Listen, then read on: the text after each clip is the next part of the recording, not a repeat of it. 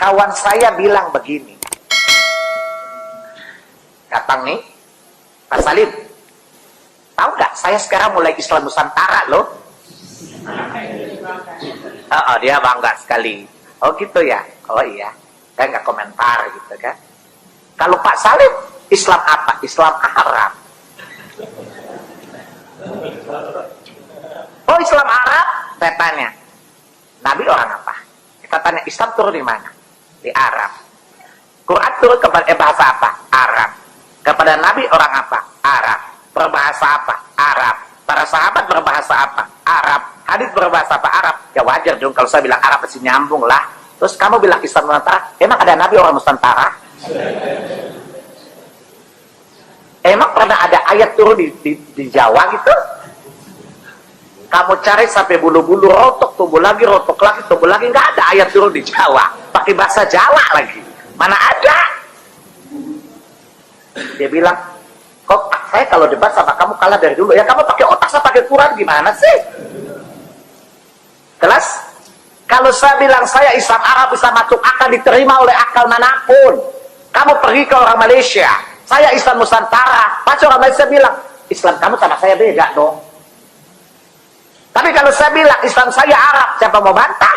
Emang Qurannya berbahasa Arab? Betul? Turunnya di Arab, ya, ditransformasikan ke seluruhnya pakai bahasa Arab. Wajar dong kalau saya bilang Islam adalah Arab. Paham? Tapi kalau kamu bilang saya Islam Nusantara, pasti iblis salto deh. Wow. Bahkan iblis ngangap. Iblis saja ngangap loh, lihat lo. Paham? Dia bilang nggak usah gitu-gitu kali. Saya aja kaget lihat kamu apalagi setan. Saya aja kaget lihat berbahasa apalagi setan, lebih kaget lagi. Sebab apa? Setan tuh ingin kamu sesat. Padahal kamu sesat mau disalahkan, pasti dia kaget. Ini orang belum gue sesat, itu udah sesat duluan. Memang ada banyak riwayat tentang Nabi Ibrahim menyembelih Ismail. Sebagian kitab meriwayatkan bahwa Ibrahim itu saking senangnya sama Allah, ditanya, Ibrahim, andaikan kamu punya sapi sekian, kamu korbankan untuk saya enggak? Iya ya Allah, untuk taqarrub ilaika. Kurban itu maknanya satu prosesi ibadah untuk mendekatkan diri kepada Allah. Mana ada terima sapi unta, nak jenengan nyuwun anak kula mau tak korban. Terus dites tenan disuruh nyembelih apa? Ismail. Tapi saya lebih cocok sama riwayat yang diterangkan di Syarah Kitab Hikam tadi. Jadi beliau ngalami kasaf, diangkat. Kasaf itu satu kemampuan untuk melihat alam gaib, kemudian dipertontonkan Allah alam malakut. Terus Ibrahim main usul supaya orang-orang itu dihabisi. Suatu saat itu tadi diingatkan Allah, coba anak kamu sembelih. Lu gimana ya Allah, ini samratu fuadi buat saya. Terus kata Allah, ketika kamu usul langsung tak turuti, kalau saya usul kamu pikir-pikir katanya. Tapi ini anak saya, lah memang saya bunuh itu hamba siapa, itu juga hamba saya kata Allah. Nah semenjak itu Ibrahim jadi halim. Ibna Ibrahim malah halimun awwahumunib. Semenjak itu dia jadi halim. Beliau jadi halim. Halim itu mudah memaafkan. Dulu enggak ya, agak-agak temperamental. Makanya dalam tafsir diterangkan ketika Ibrahim ekstrim mematai beberapa berhala itu di Quran dijelaskan sami'na fatay yazkuruhum yuqalu lahu Ibrahim. Fatan itu anak muda, jadi gejolaknya masih kuat sehingga frontal. Tapi ketika Ibrahim sepuh, itu semua proses dakwahnya itu halus. Ya kira-kira mirip Wali Songo. Tapi itu bahasa yang salah, ya Wali Songo yang mirip Nabi Ibrahim nanti. Makanya yang benar itu mazhab ahli sunnah wal jamaah. Islam Nusantara itu nama lain yang ingin ikut ahli sunnah wal. Jangan ahli sunnah wal jamaah sekarang ikut Islam Nusantara, itu kacau nanti secara. Sering saya ditanya, Gus Islam Nusantara itu kan firqah sudah 73 ditambah Islam Nusantara 74 gitu. Ya kacau kalau seperti itu ya enggak.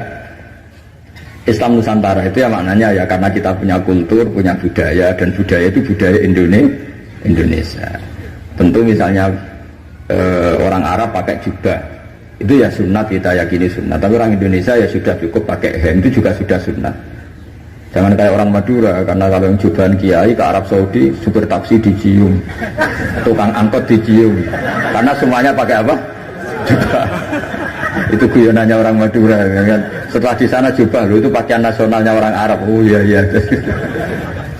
Makanya kalau melihat film Arab itu bingung, karena yang soleh sama penjahat sama-sama macaknya seperti itu. Kalau film Indonesia kan gampang, yang preman tatonan pakai celana jeans sobek-sobek, yang kiai pakai koko, kan enak. Ini yang soleh, ini enggak. Kalau film Arab bingung kan? Makanya kalau orang abangan lihat film Gus sing Abu Jaldi karena karena itu film Arab itu repot, film Arab itu. Dan lucunya orang-orang Arab itu meskipun fasik itu kalau sumpah ya bilang wallahi. Itu yang sering haji, sering umrah kan tahu, orang Arab kalau marah siapapun ya bilang apa? Wallahi. Nah itu maksudnya Nusantara. Tentu kita tetap yakin jubah, pakai jubah itu sunat, pakai seperti itu sunat. Tapi nggak usah berlebihan, terus harus seperti itu. Karena kewajiban kita yang penting adalah satrul aurat nutupi aurat, meskipun dengan cara negara masing. Nah, negara masing-masing ini kemudian oleh kiai kadang diistilahkan apa Islam Nusantara. Sama lihat kan ulama-ulama Turki ya pakai turbus, pakai peci, yang ulama Rusia ya pakai baju khas Rusia. Ya semuanya pakai khas daerah masing-masing dan itu nggak masalah. Karena kata Allah wa ma arsalna mir rasulin illa bilisani apa kaum. Semua rasul itu punya tradisi sesuai tradisi kaumnya masing-masing. Tentu tradisi yang positif. Jadi nggak perlu diperdebatkan. Tapi tetap saya ingin berkeyakinan bahwa pakai jubah itu ya sunat, pakai hem ya sunat, pakai pakaian ala Indonesia yang santun itu juga apa? Sunat. Karena sakofah itu satu tradisi. Nah, bayangkan kalau tradisi itu terjadi di perdamaian. Kayak tadi, Tepo Seliro. Sebelum ada Menteri Pertahanan, sebelum ada Menko Polhukam, sebelum ada polisi, orang Indonesia itu, misalnya dulu di sini ada Bandar Sam, ada orang-orang sepuh. Itu saya ngapain nom-nom tukaran rebutan warisan sisin, sungkan sing sepuh.